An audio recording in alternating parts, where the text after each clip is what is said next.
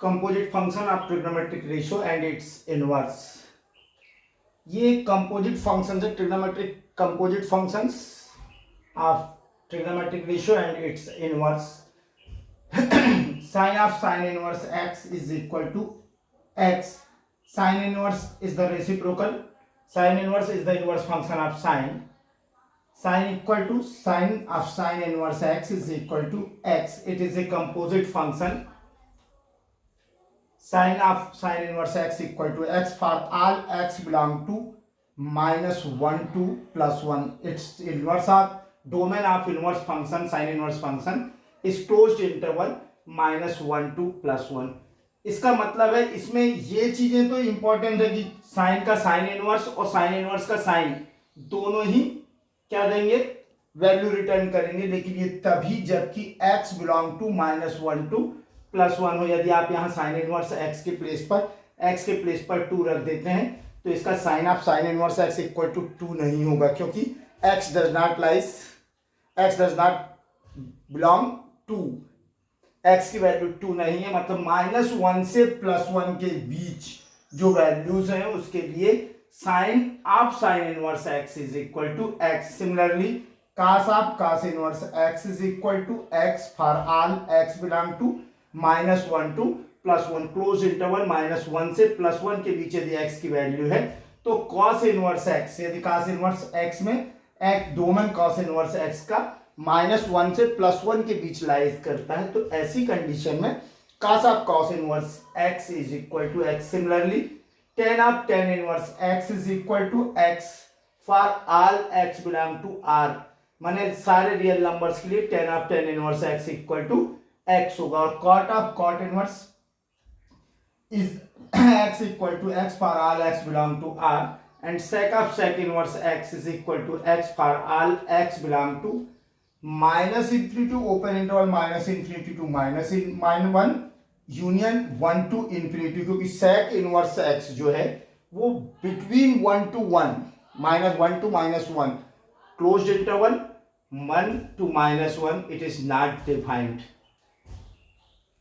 cosec of cosec inverse x is equal to x for all x belong to -∞ to -1 union 1 to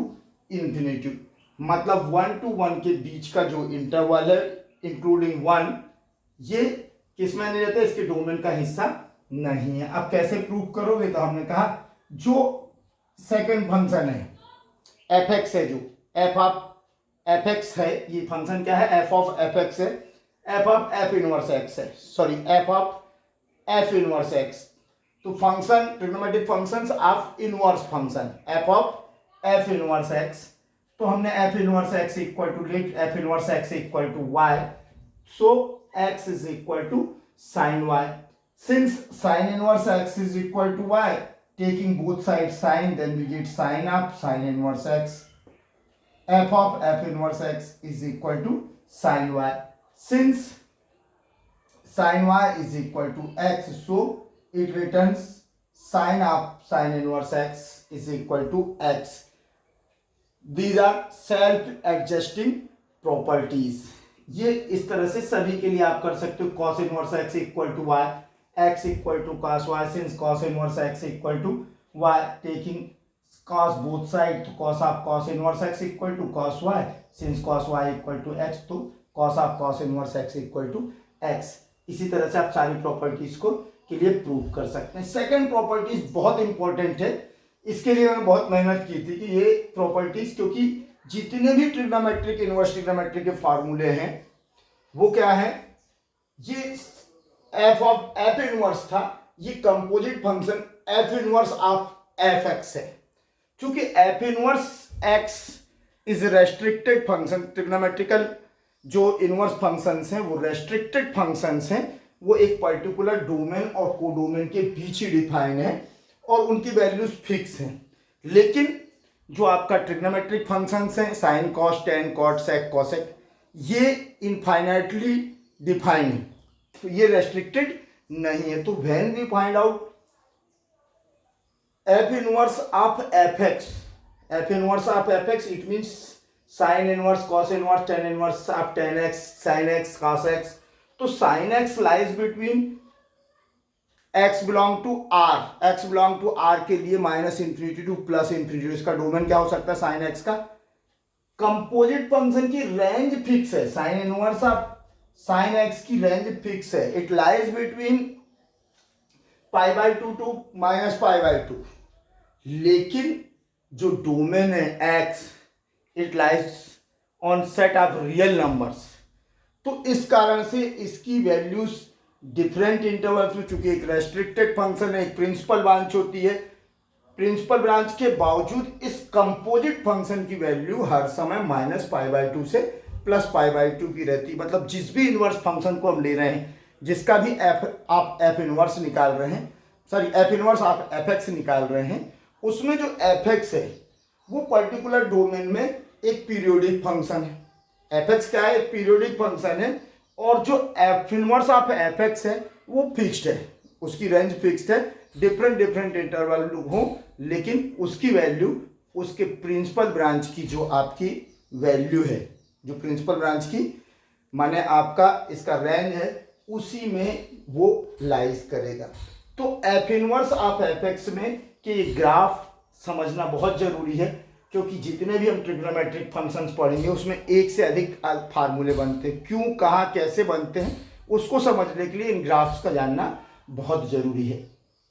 तो first आते हैं, if f such that a tends to b is a bijection trigonometric function. तो हम मान लेते हैं कि F कोई फंक्शन है, ए टू बी डिफाइन है, और किसके लिए है, ट्रिग्नोमेट्रिक फंक्शन के लिए, इज ए बाइजेक्शन फंक्शन। तो ये बाइजेक्शन ट्रिग्नोमेट्रिक फंक्शंस कब बनेंगे, जबकि हम इसे रेस्ट्रिक्टेड करेंगे पर्टिकुलर ब्रांच में। तो पर्टिकुलर ब्रांच में जब रेस्ट्रिक्टेड करेंगे, then f inverse such that b tends to a exist such that f inverse of f x equal to x. यदि f a to b function है और f inverse b to a पर define किया गया है, exist करता है, तो ऐसी कंडीशन में सारे फंक्शंस में f inverse of f x is equal to x for all x belong to a. जो एफ इनवर्स एफ एक्स है उसका उसकी जो डोमेन है, कोडोमेन रेंज है, तो f inverse of f x की रेंज क्या होगी, ए पर होगी। ठीक है,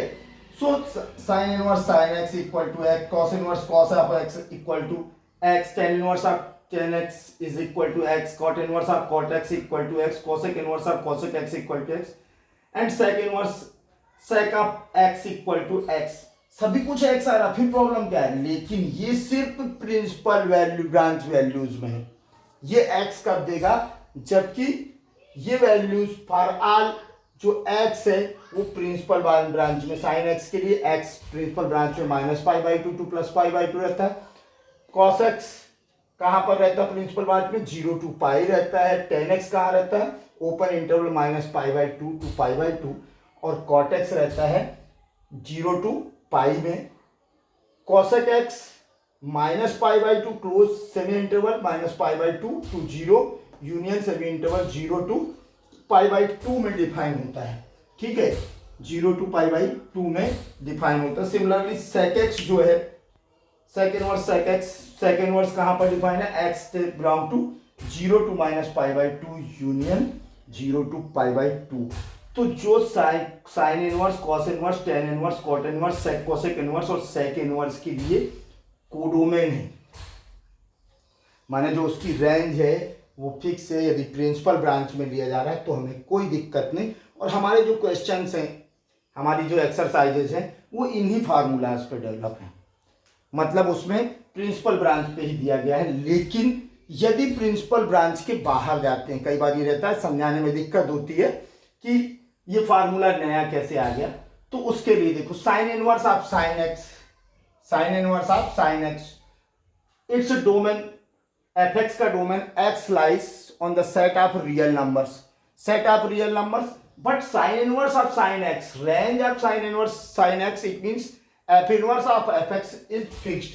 it is y is equal to π/2 to y equal to -π/2। माने जो वैल्यूज लाइज करेंगी कंपोजिट फंक्शन की, या कंपोजिट फंक्शन जो की फाइनल जो वैल्यू है वो किसके बीच में लाइज करेंगी, -π/2 टू +π/2, क्लोज इंटरवल -π/2 टू +π/2, कुछ भी दे दे साइन इनवर्स साइन एक्स के अंदर, कंपोजिट फंक्शन का जो आंसर होगा वो minus pi by two to plus pi by to lies करेगा। अब सेकेंड चीज है कि साइन एक्स रेस्ट्रिक्टेड प्रिंसिपल बात को छोड़कर ऐसे बहुत सारे इंटरवल्स दोनों साइड में रहते हैं जिन पर साइन एक्स के इनवर्स को डिफाइन किया जा सकता है। सब पीरियोडिक है और पीरियोडिक सिस्टम में क्या होता है, 2 पाई के बाद फिर से एक इंटरवल आता है, उसमें भी साइन इनवर्स एक्स डिफाइन है, फिर उसके बाद जो इंटरवल आता है उसमें भी, तो पर्टिकुलर इंटरवल में ये डिफाइन है। अब यदि हम निकालें साइन इनवर्स साइन एक्स का ग्राफ तो क्या होगा, जब साइन एक्स जीरो है, एक्स जीरो है तो साइन एक्स भी जीरो होगा, जब एक्स पाई बाई टू है तो sine pi by two plus one, और जब x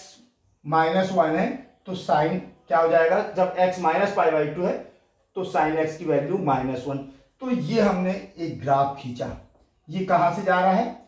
it passes through zero zero, it passes through zero zero, एक कोऑर्डिनेट हमें मिला पाई बाई टू, इट पासेस जीरो जीरो, एक्स पे कितना चले हम पाई बाई टू और वाई पे चल गए कितना वन, ये कोऑर्डिनेट हो गया pi by two two one, ये हो गया minus pi by two to minus one, माने minus pi by two minus one, ये वैल्यूज है, इनको मिला दो। इसी तरह से हम अलग अलग इंटरवल के लिए बनाते जाएं तो हमें ये इस तरह का ग्राफ मिलता है sign inverse of sine x का। अब यहां प्रश्न उठता है कि ये इनके इक्वेशन, तो ये एक स्ट्रेट लाइन है विच पासेस थ्रू जीरो जीरो, और ये चूंकि कितना एंगल बनाएगी यहां से 45 का, तो ये एंगल हो गया 45 और tan 45 की वैल्यू होती है 1, माने m हो गया 1, और हमने पढ़ रखा y minus y one is equal to m x minus x one. तो it passes through zero zero, तो y1 x1 जीरो जीरो हो गए, और y माइनस वाई वन मैंने y minus zero is equal to m one हुआ, 1 into x minus zero, तो अपने को मिला equation y is equal to x. It means minus pi by two से प्लस पाई बाई टू के बीच में y is always equal to x, मतलब sine inverse of sine x will be always equal to x, but when we go to pi by 2 to pi by 2 to 3 pi by 2, ये दिख रहा है, ये 3 pi by 2 है, यदि हम नीचे ले लें तो ये 3 pi by 2, तो when we move on the interval pi by 2 to 3 pi by 2, if sin x lies between pi by 2 to 3 pi by 2, on this condition it passes through this point is 0 pi, it passes through, मतलब ये कहां से अब जा रहा है x access पे पाई और सेकंड जीरो, पाई जीरो से जा रहा है, और ये अब ध्यान से देखोगे तो ये एंगल x के पॉजिटिव साइड से एंगल बनता है, तो 90 प्लस 45 कितना हो गया 135, 135 मतलब साइन tan 135 की वैल्यू होती है माइनस वन, तो m is equal to minus one, m equal to minus one, y one equal to zero और x one equal to pi, तो y1 को जीरो रखिए तो y is equal to minus one, x minus pi, minus का अंदर multiply किए तो minus x plus pi, तो इसका इक्वेशन आ गया y is equal to pi minus x. It means when sin inverse sin x lies between pi by 2 to 3 pi by 2, then we get pi minus x. Now its value cannot be equal to x, its value will be sin inverse of sin x equal to pi minus x. Similarly यदि हम इधर आए तो ये minus pi by two से आ जाए minus three pi by to, ये जो स्ट्रेट लाइन है माइनस पाई बाई टू ये पास हो रही है माइनस पाई टू जीरो, और इसका भी एंगल कितना बनेगा 135, मीन्स इसका टेंजेंट हो गया m equal to minus one. जब m equal to minus one हुआ तो y माइनस वाई वन, तो y minus zero is equal to minus one into bracket में क्या आ जाएगा x माइनस माइनस पाई, तो माइनस माइनस हो गया प्लस, तो अंदर क्या आ गया x प्लस पाई, और माइनस बाहर था तो आंसर क्या आ गया y is equal to minus pi minus x. इसी तरह से हम निकाल सकते हैं अगली ब्रांच, यदि value lies between minus three pi by two to minus five pi by two, तो minus three pi by two minus five pi by two point है जीरो, पॉइंट है minus two pi to zero, कहाँ से pass हो रही line -2π to 0। Straight line pass हो रही है। और इस अब देखो ये कितने का एंगल बनाएगा, पॉजिटिव साइड से 45 पे, तो 1 हो गया। तो y माइनस y1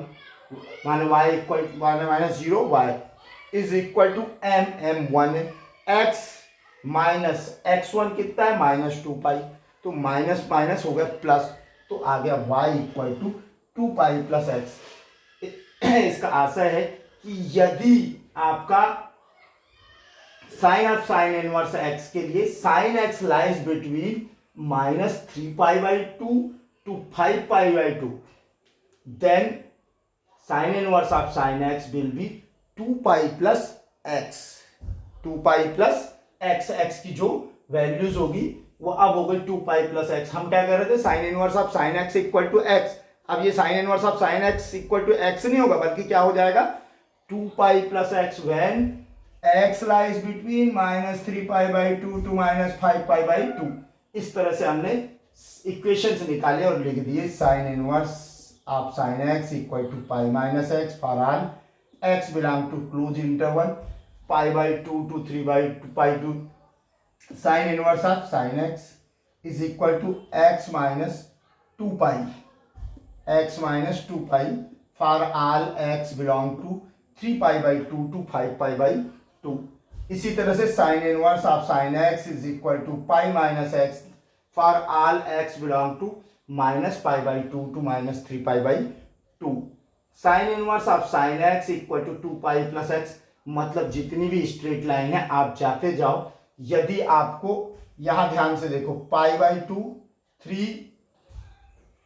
अब 3π/2 पे क्या था, फर्स्ट पे -π/2 to π/2 है, तो यहां पर 1 है। और जैसे ये गुजरी किससे, पाई से, ये पाई से गुजरी तो हो गया 1, ये -π से -1 हो गया, m कितना हो गया -1। और जैसे ही सेकेंड i1 है, यदि पाई इवन नंबर में है तो m is equal to n π ले लें, तो n π 0 से गुजर रही है straight line, lines passes through n π 0, lines passes through n π 0 कर लें और n की वैल्यू हम इंटीजर नंबर रख लें। तो 0 पर यदि n इवन है, 0 इवन है तो m इक्वल टू 1, यदि इवन है तो m इज इक्वल टू 1, आड है तो m इक्वल टू -1। अब ये पास जिससे होगी,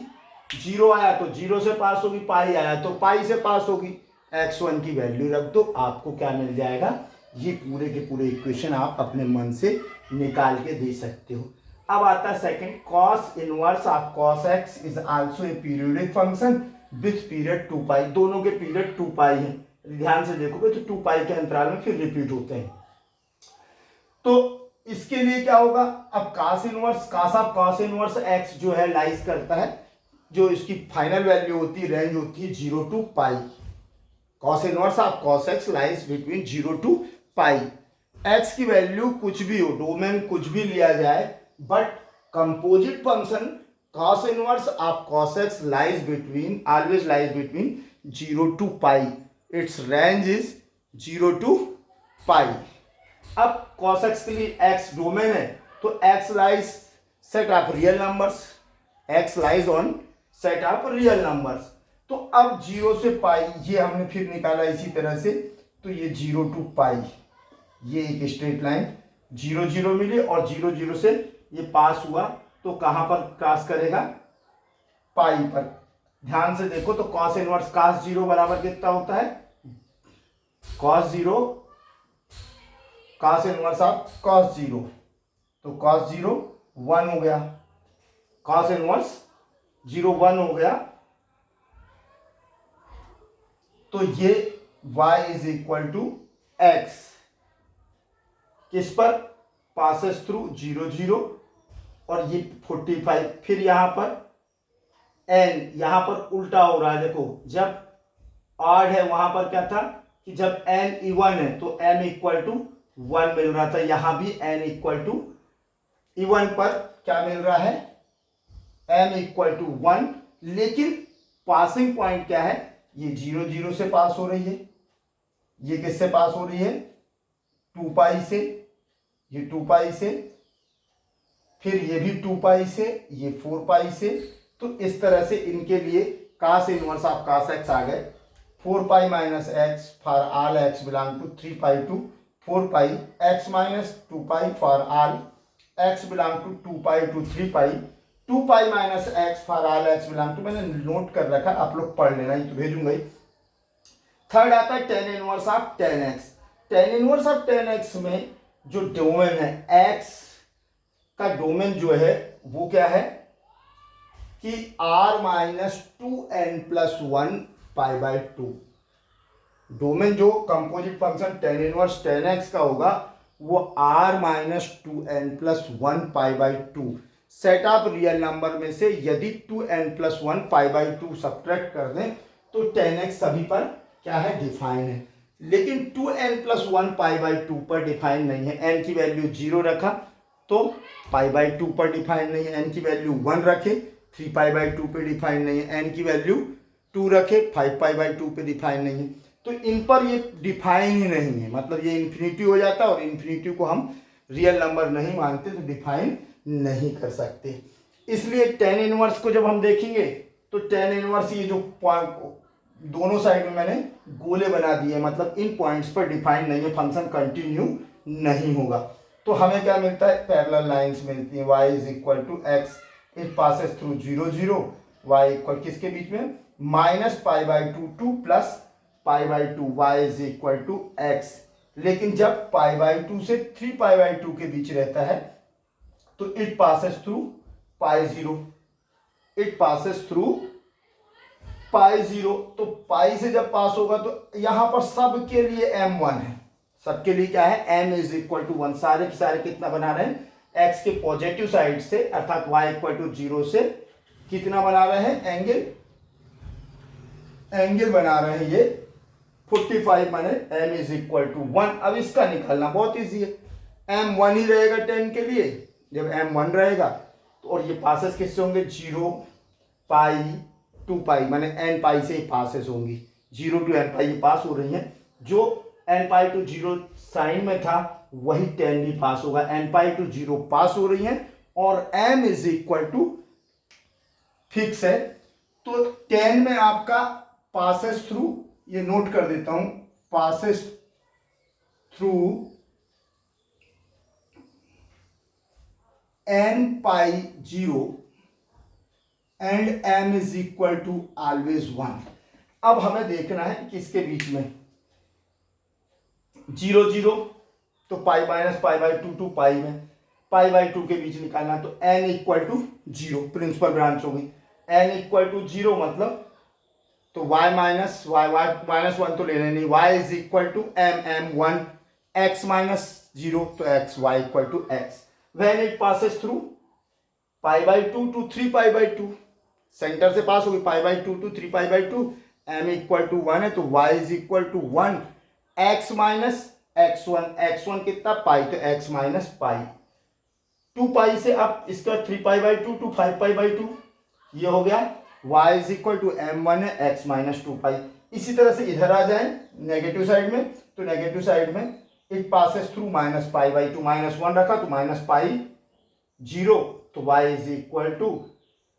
x minus minus plus x plus pi और माइनस 2 पाई लिया तो x प्लस 2 पाई। तो बहुत इजी है इसके फार्मूले पूरे, tan inverse of tan x।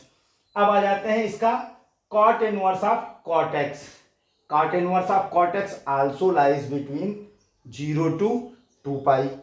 इसका डोमेन होता है r minus n pi, r minus n pi for all n belong to integer numbers. तो ये r माइनस n पाई पर ये डिफाइन नहीं है, माने n इक्वल टू 0 रख दो, n पाई पर क्या नहीं है, ये डिफाइन नहीं है। ये 0 पाई 2 पाई 3 पाई ये जो गोले दिख रहे हैं इसका मतलब है कि इन पॉइंट्स पर ये डिफाइन नहीं है, इस पर वैल्यू का कार्ड 0 बराबर आता है इन्फिनिटी, तो इन पॉइंट्स पर डिफाइन नहीं है, इसलिए कहा कि इसका डोमेन क्या होगा कॉर्टेक्स का। कॉर्टेक्स में x जो है डोमेन है और डोमेन क्या हो जाएगा इस कंपोजिट फंक्शन का, r माइनस n पाई, जबकि रेंज फिक्स है, रेंज 0 टू पाई ही रहेगी। इंटरवल कुछ भी हो, कोई भी ले, लेकिन आंसर कहाँ आएगा, 0 to पाई। तो इसी आंसर 0 to पाई को लाने के लिए रेस्ट्रिक्टेड किया गया है, तो हम ग्राफ का यूज कर रहे हैं और उसकी एक्यूरेट वैल्यू निकाल रहे हैं। अब ये पासेस कहाँ से हो रहा है, यहाँ पर 0 pi y is equal to x, ये आ गया पाई, तो क्या हो गया सीधा x minus pi, x minus 2 पाई, सबके लिए 45 है, x माइनस, तो इनमें और काट में यदि ध्यान से देखो तो वैल्यू सेम है, बस डोमेन का डिफरेंस है। डोमेन का डिफरेंस, ये पाई by 2 n pi 2n plus 1 pi by 2 पर डिफाइन नहीं है, और ये किस पर डिफाइन नहीं है, 10 2n प्लस 1 पाई बाई 2 पर डिफाइन नहीं है। और काट इनवर्स जो काट x है वो n पाई पर डिफाइन नहीं है। तो सेट अप, और जबकि 10x minus pi by 2 to plus pi by 2 पर रेंज है इसकी composite function tan inverse of 10x की, और cot inverse of cot x की फिक्स है कितनी, 0 टू पाई। माने cot inverse x, cot inverse cot x किसके बीच में लाइज करेगा, हमेशा 0 से पाई के बीच में लाइज करेगा, वैल्यू इंटरवल कोई भी हो। तो ये इसके भी 10x की तरफ फार्मूले तो सेम हो जाएंगे यदि ध्यान से देखो, तो x, परंतु इंटरवल बदल गए, x बिलोंग टू 0 पाई, और ये दिया है x belong to cos inverse की तरह है ये, परंतु नहीं कास इनवर्स मतलब इंटरवल कास इनवर्स की तरह है, लेकिन ये 0 टू पाई में क्या दे रहा है x, और ये x किस में दे रहा है, minus pi by 2 to pi by 2 में। तो ये पाई पाई बढ़ाते जाओ, प्लस करते जाओ, तो इंटरवल से वो है डिफरेंट है, लेकिन एंगल माने इक्वेशन सेम है, ये काट इनवर्स हो गया। अब sec inverse of sec x,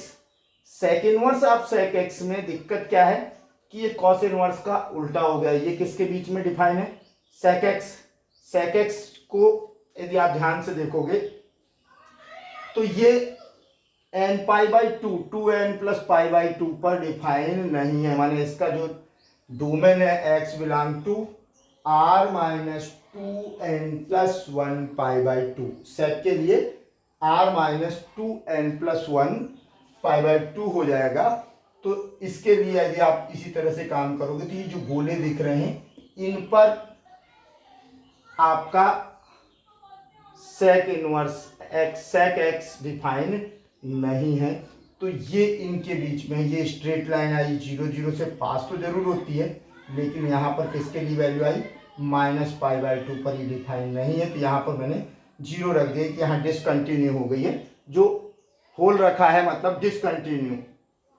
ये गैप बनाने का मतलब है कि यहाँ से ज्वाइंट से 0 से चली पाई माइनस पाई बाई 2 पे डिस्कनेक्ट हुई, फिर माइनस पाई बाई 2 से चली पाई तक,